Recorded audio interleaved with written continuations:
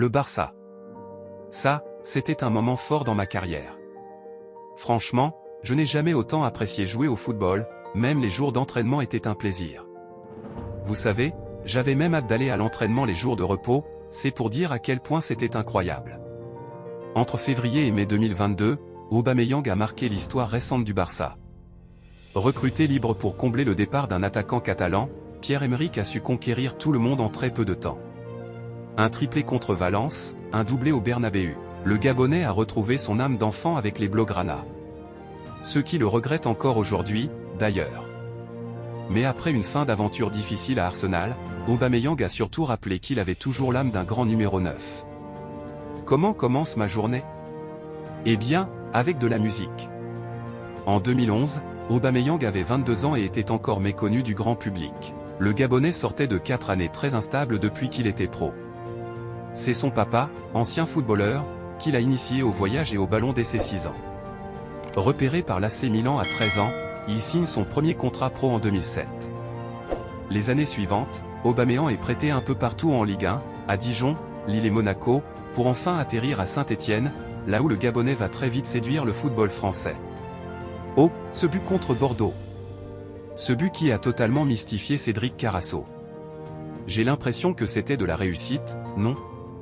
Nous verrons. Pour sa première saison avec Saint-Étienne, Aubameyang est critiqué pour son manque de réalisme, à l'image du commentaire sur son magnifique but contre Bordeaux. Même quand il marque, on le considère chanceux. Mais en février 2012, un triplé à Geoffroy Guichard va le réconcilier avec les cages et les supporters. C'était l'égalisation, puis le but, puis le doublé, puis le triplé pour Pierre-Emerick. Un triplé pour un tel buteur. C'est fait, Pierre-Emerick Aubameyang pour le tri de sa carrière. Super content, là, franchement magique. Jusqu'en été 2013, Aubameyang affole les compteurs et les caméras.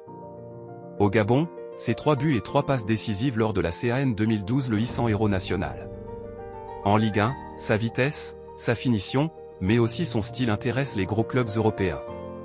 Aubameyang est une réussite pour Saint-Étienne. Avec une performance dépendante en Coupe de la Ligue, il remporte son premier trophée en carrière. Ce qui est assez rare pour être souligné.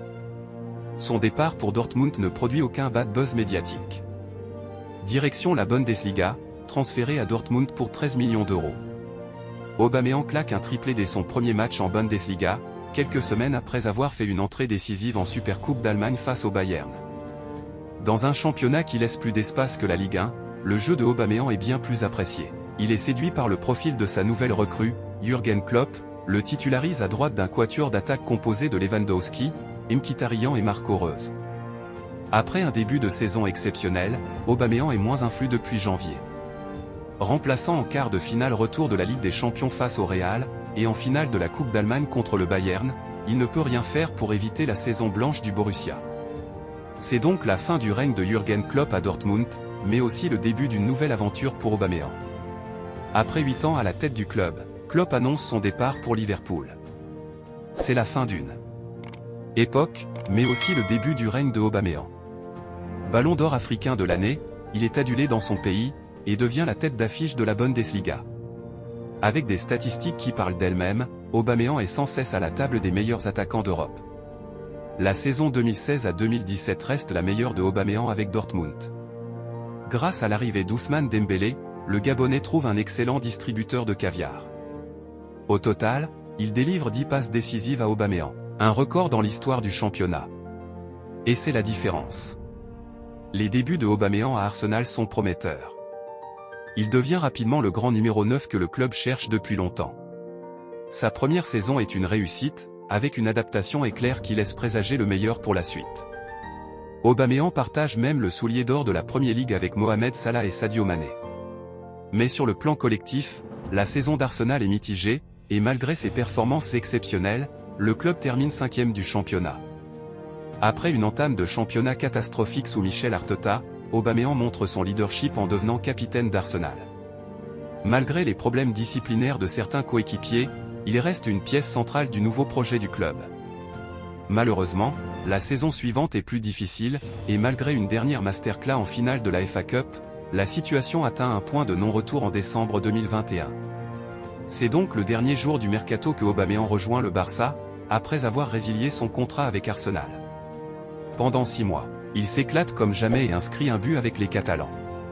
Mais le club n'a malheureusement pas les moyens de le conserver après une saison difficile avec Chelsea. Aubameyang évolue désormais avec l'OM, un dernier défi qui commence à lui redonner le sourire malgré l'exigence du public phocéen. Son meilleur niveau peut être derrière lui, mais une chose est sûre, Aubameyang reste un grand joueur. Et c'est tout pour aujourd'hui.